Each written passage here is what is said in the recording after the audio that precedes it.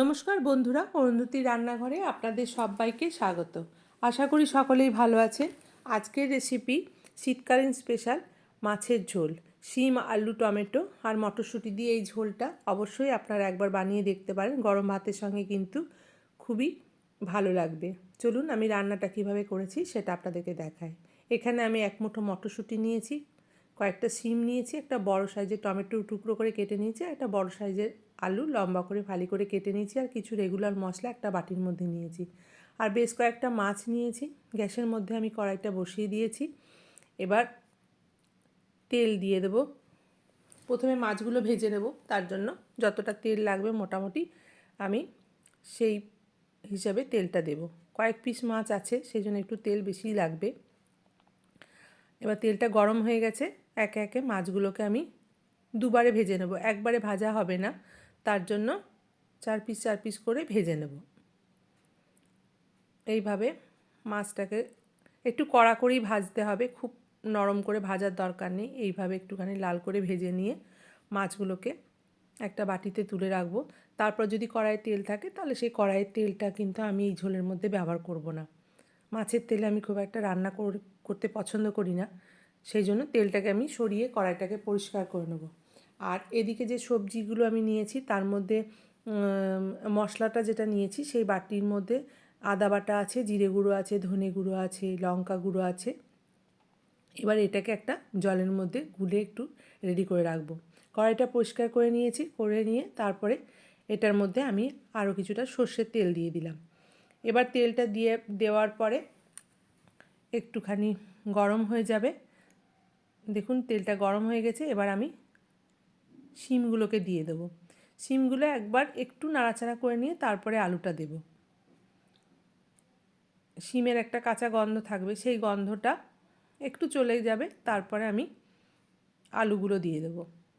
তারপরে আলুর সাথেও আলু শিম দুটোই একসাথে ভাজা হয়ে যাবে, একটু ভালো করে ভেজে নিতে হবে।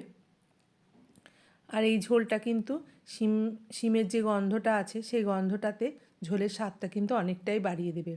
আর খুব একটা তেল মশলা লাগে না, আর এটা একটা হেলদি রেসিপি বলতে পারেন। এবার তেলটা আপনারা যদি মনে করেন আর একটু কম দেবেন তাহলে দিতে পারেন।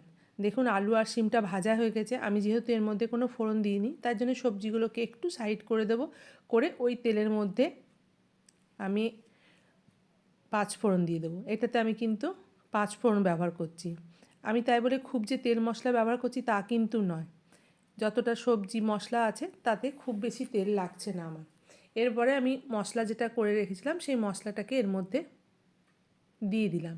এবার এই মশলাটা একটু ভালো করে কষিয়ে নেব, যতক্ষণ না পর্যন্ত আদা আর বাকি মশলাগুলোর কাঁচা গন্ধটা চলে যাবে।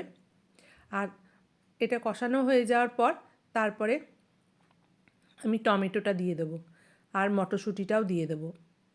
তারপরে টমেটোটা দিয়েও বেশ কিছুক্ষণ ধরে একটুখানি কষিয়ে নেব। শিমটা মোটামুটি সেদ্ধ হয়ে গেছে, কিন্তু আলুটা একটু সেদ্ধ হবে।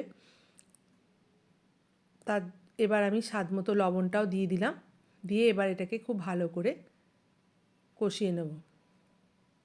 এটা সত্যি করেই একটা এত ভালো ঝোলটা খেতে হয় যে শীতকালে সবসময়তে তো এই সবজিগুলো অন্য সময় পাওয়া যায় না, সেই জন্য এই ঝোলের স্বাদটা অন্যরকম হয়। আমি এখানে না গরম জল ব্যবহার করলাম। এবার আমি গরম জল দিয়ে দিলাম, মশলাটা কষিয়ে নিয়ে তারপরে মাছগুলো একে একে সব দিয়ে দিলাম।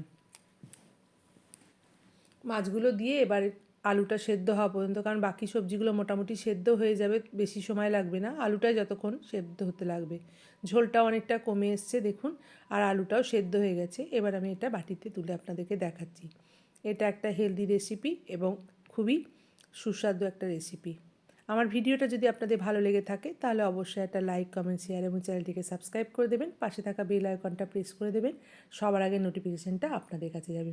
ভালো থাকবেন, সুস্থ থাকবেন, ধন্যবাদ।